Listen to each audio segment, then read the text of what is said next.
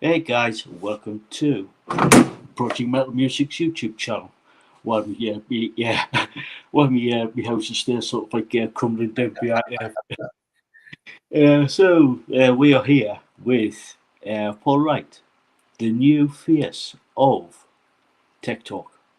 Paul, can you introduce yourself and what you do? Yep. Well, my name's Paul Wright, as obviously you've introduced. Guitar player with the band Alchemy Fire. Um, we just released our new album. It's just come out. We're on the verge of setting up some gigs and maybe a small tour in the USA. We've got stuff in the pipeline for Europe. I do know that because of the label we're on.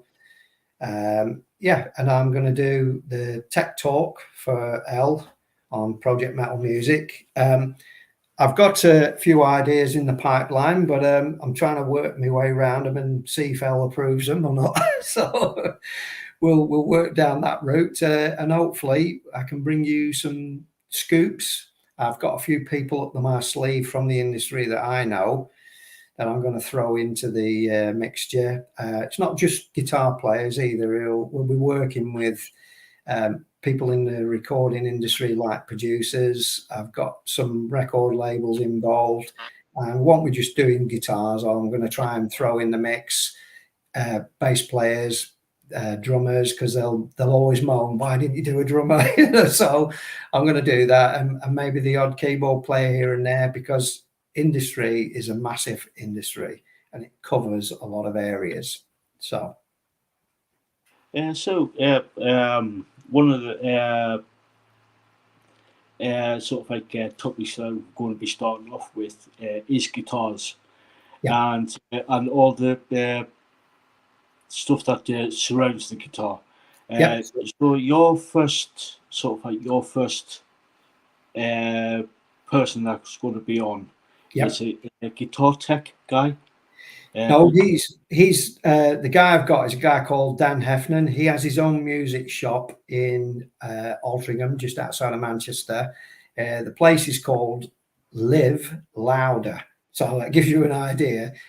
Dan's shop does all high-end guitars, and he does high-end amps, and he imports them because he's the people who usually buy off Dan usually want the high spec stuff. So you're not going to go in there and buy, a cheap guitar. So his main endorsements through there. He does a lot of different brands, but at the moment, where I've been buying a lot of my stuff is ESP. Yes, he does the LTD, which is the lower end of them, but he also does the ESP direct from Japan. And he's one of, there's not many of them in the country that do that, but Dan's one of them. And his main talk's going to be about that side of it. But Dan is also a musician himself. So he's got a couple of albums out, and I'm going to be talking to him about that and his equipment he uses and that side of it. So you'll see two versions of Dan in that sense. He's got his business side, and he's got some tasty, tasty guitars. Trust me. I know. I've bought four of him. So he's got that side of it. But the thing is with Dan, he plays both camps because he's got the business head, like I said, but he's also a working musician. So, and he's just told me when I was up there a few weeks ago that his second album is due out. So hopefully it might be out before the end of the year. It's just like, I don't know what process, how far he's away, but he said he's happy with it, and I'll find more info when I speak to him. Yeah, cool, cool. Like we said, we're sort of like going to start off with guitars first. Yep. So we're hoping to add, Paul said, like the drummers, the bass players, the keyboardists, and hopefully expanding out to the sound engineers, the Yep. producers, the lighting engineers, the riggers, stuff like that. So you can get all the sort of like the whole picture, if you know what I mean. It's Yep. not just focused on just the band type of thing. No, there's more to it than that, because when people go see a band, they only see the band on stage. Obviously, they know the band's coming through the sound system, but the bigger the band, the bigger the setup. And like if you were to say go and see Iron Maiden, Metallica, one of the really big bands, they have a massive crew with them. Some of them, like the Iron Maidens and the Metallicas I've just mentioned, they'll have over 100 crew members just to put that stage together, put all the lighting rig and everything else that goes with it. It's a massive, massive effort. So behind the scenes on a lot of stuff like that, I'm hoping to get my hands on people who I work with, who I've played with, who I've worked with, and who I know who do that. I won't give a name away yet, but I've got a mate of mine who's last year they played Wacken, or Wacken, if you want to call it that, the German festival. So, he's used to playing in front of 80, 100,000 people. So he's a great guitar player, by the way. And he'll give me his slant on things because, the bands, when they go from small clubs to huge stages, it's a massive jump. And not necessarily with what you play, but the way that they approach the band and how they set it up. Because the band's got to transition from that small stage venue, mentally wise, into a huge sea of people, an arena like that. And that you can take any band by surprise. If you can imagine, last week you were playing in front of 200 people, this week you're playing in front of 80,000. It's like that. Whoa, that is a huge way of looking at it, of going, you have to have a different mindset and mentality. So I'll be picking the brains of people like that, because it's like those guys can give you what they felt when they first walked out on that stage, because you can imagine it's a totally different mentality how you have to adapt for that environment. So I think things like that will, a lot of people will probably be interested in finding out, well, how do you sort of prepare for something like that? Because I think that is a different way of looking at the way the industry works, from small level to massive. Yeah, cool. Yeah, really looking forward to working with you, and what you got up your sleeve. Yeah. It's going to be properly interesting to actually learn a lot of stuff. So hopefully it's going to be like fun. So so the show, the first episode of the second season of Tech Talk will be out on this Friday. Yeah. So this Friday, so we're going to be it's going to be a pre-recorded video instead of a live one, because due to scheduling. Yeah, Dan's schedule couldn't meet it, and he was saying, "Look, I'm really pushed for time. Can we do a pre-record?" Whereas the second one, the other guitar player that I'm going to be talking to, the one that I know is just talking about the stages he's been on, he will do a live one. He just said to me, "Just tell me when you're ready." So, it's like it's going to be swings and roundabouts. I mean, like I was talking to you earlier, El.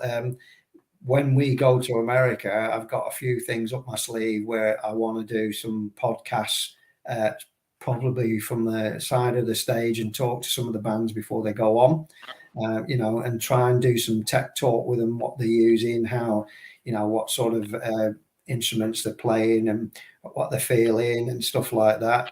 I've got a record label, which is our record label. I'm going to talk to the boss of that. That's in the pipeline. He's agreed to.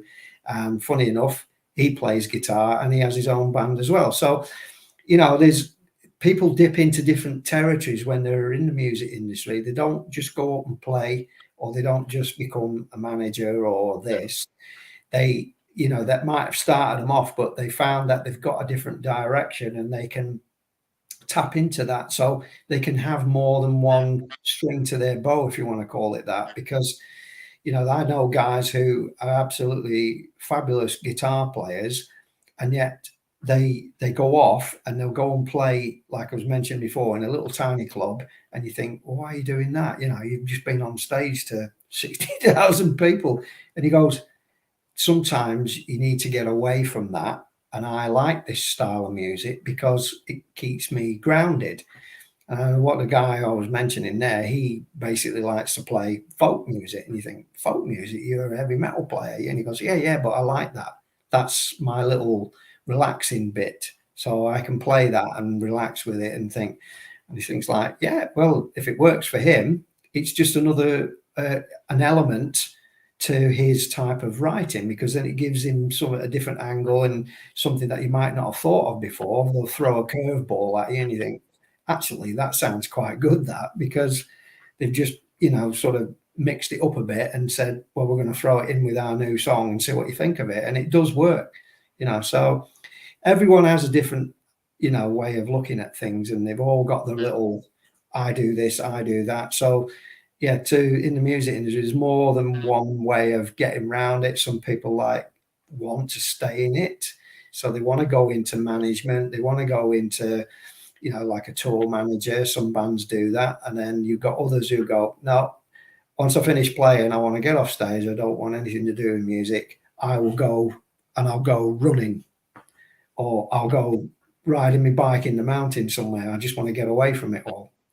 You know, so everyone has their own version to what music does for them. So that's one of the things I want to sort of tap into, because everyone has a story, you know. And if you listen to some of these people, what they do, you think, there's no way you would do that. But it does work, because everyone's an individual, you know, and they've all got their own story to tell.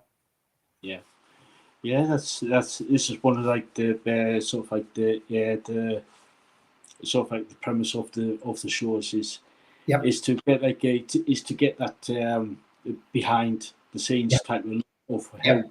the music industry works, Yep. whether it be whatever it is, like you said, like either going going out, stepping back Yep. away from music and going out running or cycling or whatever it is. Yeah. It's how they actually keep how some of these musicians cope type of thing, or Yeah. their ceremonies, Latin riggers or stuff like that. Yeah. Well, why a good example of that is my ex missus. Years ago, when because I used to live down southwest of England, she was really, really good friends with the Eavis family. Well, Michael Eavis runs Glastonbury, so that's probably the biggest festival in the UK. Full stop. Well, the story goes, and I only know this because of my ex telling me that she used to go to school with someone in the family there, and they were all good friends and all that. And so the very, very first posters and design for Glastonbury, it was my ex-missus who came up with all the design work for them. So I got to go. I mean, I'm not a Glastonbury type of person, but when someone gives you free tickets and says, "Oh, you can go if you want," and I lived around the corner, we did. I only went once, you know. But the point being, the story behind that is that it takes a whole year to build up that festival and get all the bands on. I know they're not everyone's cup of tea, but it's massive planning because it's a huge, huge festival. And they said when Glastonbury finishes, the day it finishes, they start the next phase for the next year, because it takes a full 12 months to plan and organize. So even though while all the cleanup's going on, there's a huge backroom staff doing booking agencies, you know, hotels, security, all that. So you can imagine the list that goes on.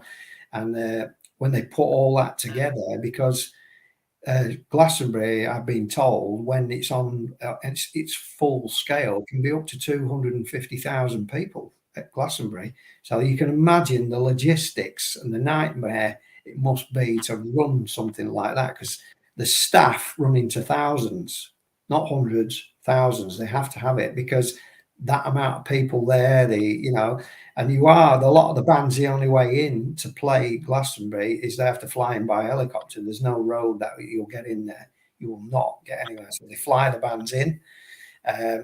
So it's like, depend on who the band is. I mean, like I said, it's not my style, but even Metallica played Glastonbury because they wanted to put the name on, we've played every festival in the world type thing. And that's what happened.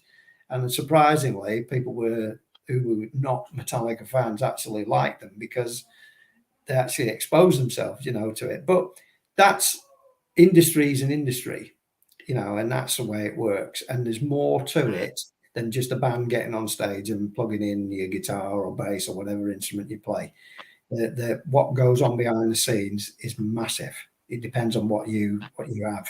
You know, that's the industry itself. Yeah, really looking forward to Yep. your discussions with the different aspects of the Yep. industry. Yeah, so the first one will be with Dan. Dan, yeah. On Friday, and I will be like I said, it will be like we said, it's going to be a pre-recorded Yeah. episode for the first one, Yep. and then it's going to sort of like it's going to be sort of like a mixture of live streams and pre-recorded due to like a scheduling. So stay tuned for this. So yeah, the first one, like I said, will be on Friday at 9 p.m. UK time, and it will be a pre-recorded one. Yeah. So yeah. We thought we'd come live to do a live to actually introduce what's going to happen, what's going to be coming over the coming months. At first, it was going to be once every 2 weeks type of thing. Every 2 weeks, that's fine. So so just keep an eye on social media, the community page, etc., stuff like that. So we're going to be doing like a full blown, full blown thing. So if you want to see more of Paul doing like the behind the scenes stuff with the Tech Talk side of things, subscribe, like, comment, share, all that good jazz, and we've got Paul's got some goodies up his sleeves. Got some goodies up his sleeves. Yeah. I mean, the thing is, it's like, I'm hoping that once the foot's in the door with some of these people, they can introduce me to others, because, like I said, the boss of my label, his band are playing in Hellfest next week. So it gives you an idea. You don't just walk into Hellfest. That's one of the biggest festivals in Europe. So his band are already on there. They're playing there.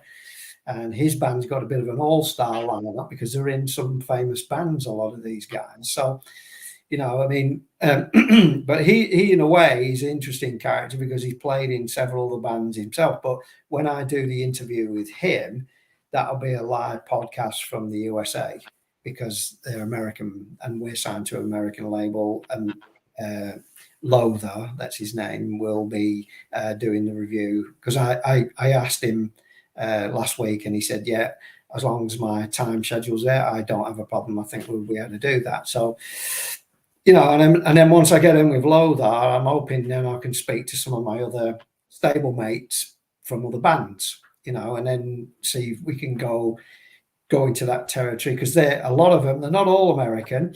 There's a couple of them from Europe as well, like us, because my band, Alchemy, we're 50-50. We've got half the band in the UK and half the band in the USA. So that's a time schedule that we have to get used to. But I'm used to doing it now with live Zoom calls, if you want to call it that. That does work. But it's also down to the schedule of the person I'm trying to talk to. As long as we can make that schedule, that's why sometimes they may get a podcast that might have to be pre-recorded because I can't meet their time schedule. But most of the times we're going to try and go for a live one if we can. Yeah, cool. So like we said, we just came on and tell you what's going to be happening over the next couple of months. So stay tuned. And again, thank you, Paul, for coming on. No problem. No problem. So next time you'll see Paul will be on Friday. So stay tuned for that. So until then, catch you all later, guys. Bye for now.